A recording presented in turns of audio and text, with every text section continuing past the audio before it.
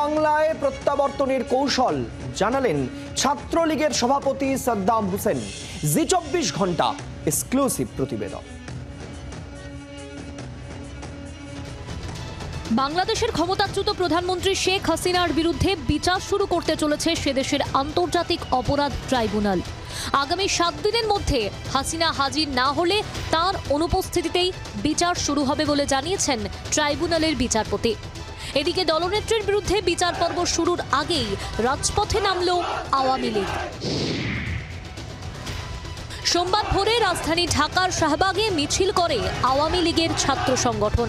সেদেশের অন্তর্বর্তী সরকারের প্রধান মোহাম্মদ ইউনূসের পদত্যাগের দাবি জানান ছাত্রলীগের সদস্যরা।